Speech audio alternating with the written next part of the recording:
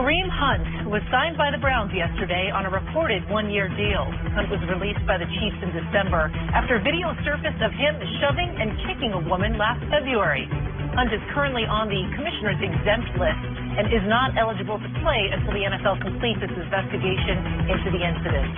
Hunt led the league in rushing his rookie season and had 14 total touchdowns in 11 games last season before being released.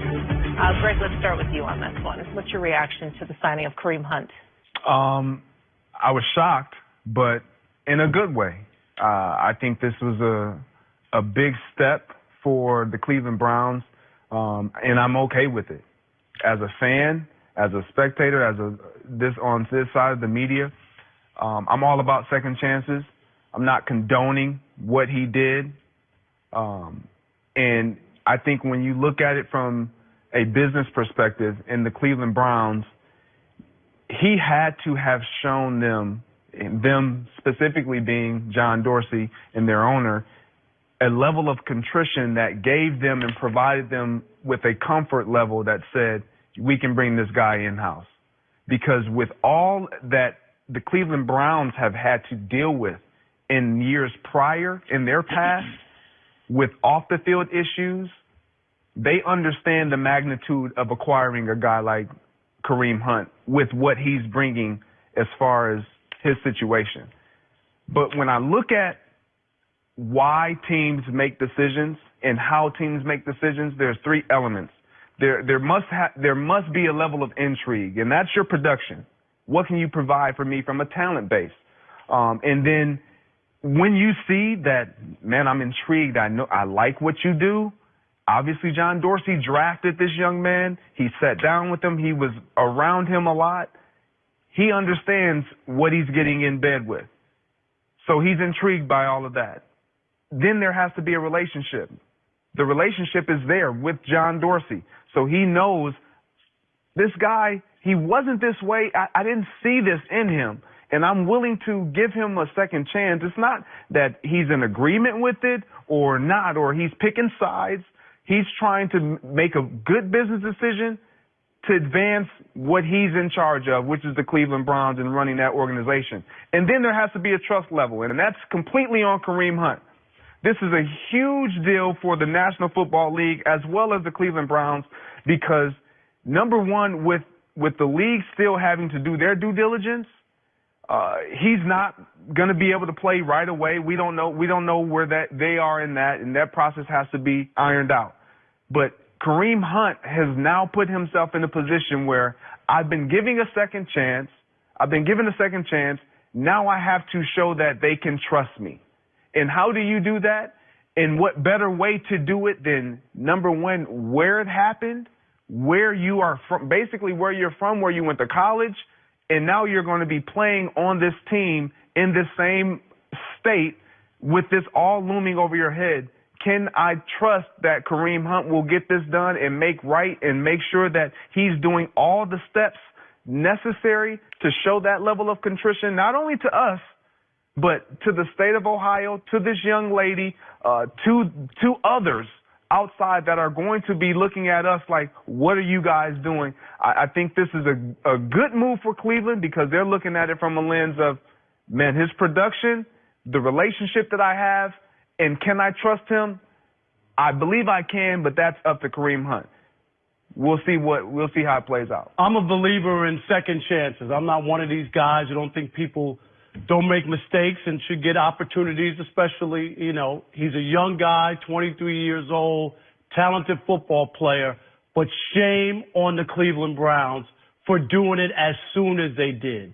And that's my biggest issue is I think they should have waited a little bit longer. It almost feels to me like, yes, he got released by Kansas City, but because he's a good player, they're going to bend over backwards to right away. Not like he didn't get away with it, but it doesn't feel like he suffered as much as he probably should have. That right away he missed 5 games the last 5 games a year ago. Hear me out. And I think that I get the talent part, and I understand it's football. You're trying to get the best players.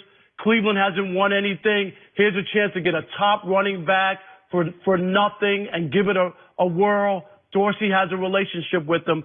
But I understand what Kansas City did even more. Kansas City had a chance to win a Super Bowl. Kansas City, right? And they decided, we listened to you, we backed you when this whole thing went down. You told us one story, we saw a different video. And despite us trying to win a Super Bowl, we would rather not have some integrity and not win with you, even though you would give us a better chance to win. I just think Cleveland jumped the gun. So you're saying that the Cleveland Browns aren't showing integrity because they acquired? I think that they waited. They did it too quickly, too soon. I just think I would rather. Let's see what the NFL would have been comes. appropriate. Well, I would. Appropriate timeline in your mind. I think I just would have waited. He would probably have to sit out the season that's coming up, and then maybe I would take a look. So if the league suspended him 6 games to start, or after that, after the league suspended him or gave him something. I'm more with Greg. I just think it's too soon. That's it. It doesn't feel good to me. I'm more with Greg. Obviously, none of us up here condone what he did, but he has suffered some punishment already. He was cut from a Super Bowl contender and received none of that money for those 5 games he missed at the end of the regular season and the playoffs. So he's already missed, what, was it 8 games? Well, 2 playoff games for them. So 7 games. That's more than an Ezekiel Elliott, was punished. So he's already had some punishment, and he's likely going to get another 6. But Ezekiel Elliott's punishment came from the league. This was from the Kansas City Chiefs. Whatever. It's totally different. Punishment. They both suffered punishment. No, but it's a totally different. My point is the that the league hasn't lended down. No, right. He's going to end up missing more than that. 13 games because of this, and I'm fine with that. But my point is he's already suffered some punishment.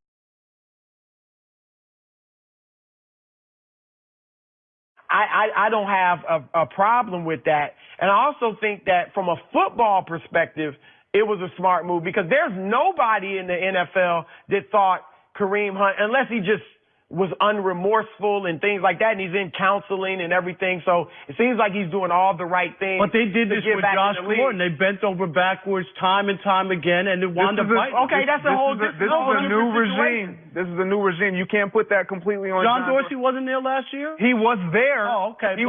Is Josh Gordon there? No, but I'm saying, but he wasn't there last year before he went. But you can't, because it didn't work with Josh Gordon. No, I'm not saying that. I'm just saying it won't work with this kid. But he also drafted, what did he drafted? Tyreek Hill, and there's a couple others. He seems as if he's one of these guys who's willing to take a chance. And I'm not against Kareem Hunt getting a second chance. So I want to make that very clear. I just think, and it feels like it's too soon to make this move, and they're the team that decided that they could get a good player, and they wanted to jump on him before anybody else. Other teams looked at him and obviously passed for other reasons to say that they're not. I don't agree. Bob Quinn, the general manager of the Lions, decided that they would rather, what they claimed, would rather not bring him to their team and would rather have a spot for somebody. I think his quote was, they wanted to bring good people in, is what he used the term. So all I'm saying is, it doesn't feel good to me. At some point, somebody was going to pull the trigger. Right. Next year, right after those 6 games. When they pull the trigger, that nobody cares about when you pull the trigger. If they pulled the trigger the day after he was suspended, you would be okay with that? No, because I'll answer your question. I'm going to tell you why. Because 1, he would not have already gone through any counseling. 2, he would not have already suffered any punishment. He suffered punishment and been in counseling. I mean, that's what you do to try to rehabilitate somebody. He's punished and he's counseled. If he was no good. How often does that work?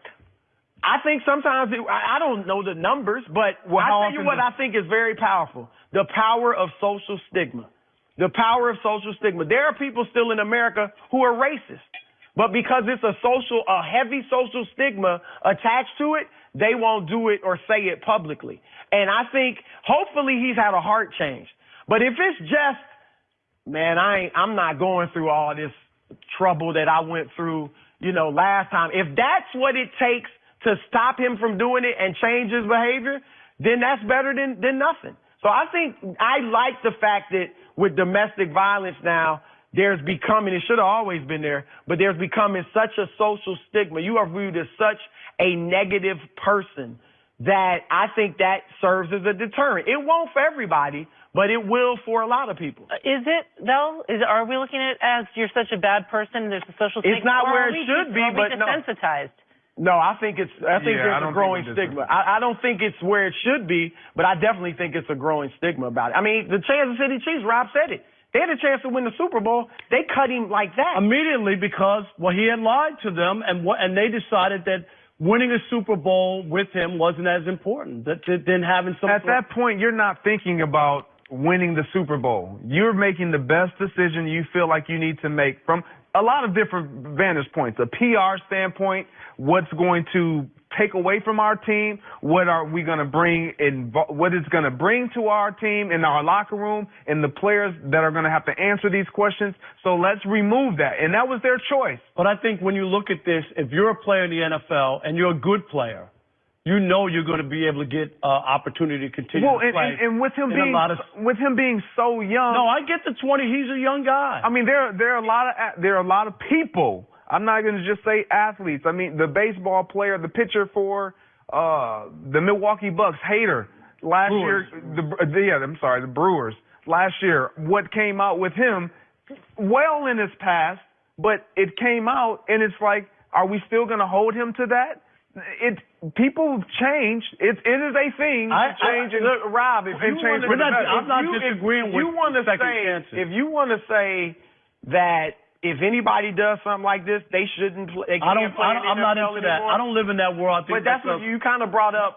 If you know you're a good player. No, I just think that I think there's more opportunity where people will accept some things because you can still play. We saw, everybody talks about the Ray Rice. The reason Ray Rice never played again wasn't just because of videos, because he couldn't play. He was already on the downside. Would you agree with that? That's why he didn't play. But if he could have still played, don't tell me that there might not have been somebody who would have overlooked that video. That's where that level of intrigue. What can you still provide from a production perspective? Well, I hope that we all believe in second chances, and I hope that he doesn't learn his lesson only because it hit him in the pocket. Right. I hope he's had a heart change. All right, guys. LeBron heaped some strong praise on Lonzo Ball, but does he really mean it? We'll discuss next.